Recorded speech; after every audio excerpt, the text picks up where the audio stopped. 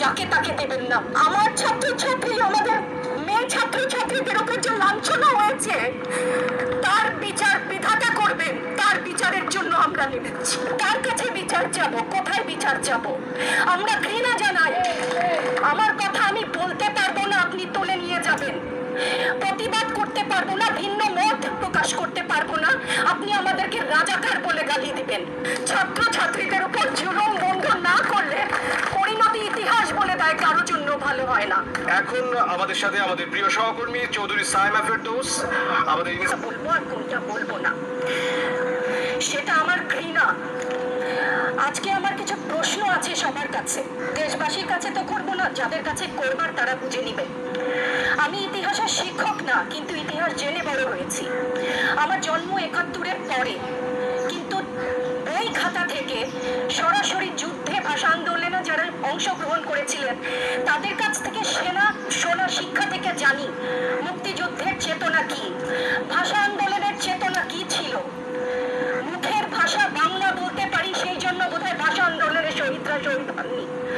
আমার কথা আমি বলতে পারবো না, আপনি তুলে নিয়ে যাবেন। প্রতিবাদ করতে পারবো না, ভিন্ন মত প্রকাশ করতে পারবো না, আপনি আমাদেরকে রাজাকার বলে গালি দিবেন।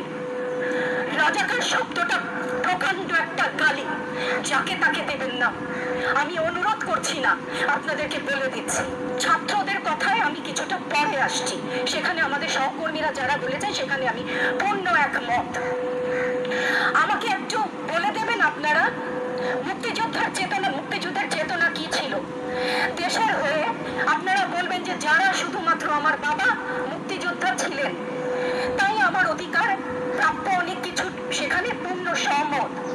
কিন্তু এর পরবর্তী কাল থেকে আজ পর্যন্ত যে সমস্ত মানুষ দেশের বিভিন্ন জায়গায় বিভিন্ন ক্ষেত্রে নিজের স্বার্থ বলিদান দিয়ে দেশের জন্য কাজ করে যাচ্ছে, সৎপথে উপার্জন করছে, টেবিলের তল থেকে 10 লাখ 5 লাখ টাকার কোটি টাকা তো বাদই দিলাম না, সেই সমস্ত লোক সংবরণ করছেন, তাদের মুক্তিযুদ্ধের চেতনা কি কিছু অংশে কম?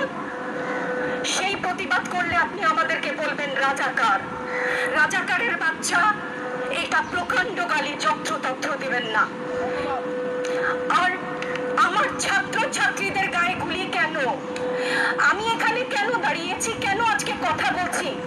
কারণ আমি মানুষ, আমি শিক্ষিত একজন মানুষ, আপাতমস্তক ভাবে যাকে শিক্ষা বলেন। সেখানে আমি জানি মুক্তিযোদ্ধার চেতনা যদি কিছু আমার ভেতরে বিদ্যমান থাকে, আমি জানি অন্যায়ের প্রতিবাদ করতে হবে। বিচার চাই না বলেছেন, আমিও একমত। কার কাছে বিচার চাবো, কোথায় বিচার চাবো? আমরা ঘৃণা জানাই।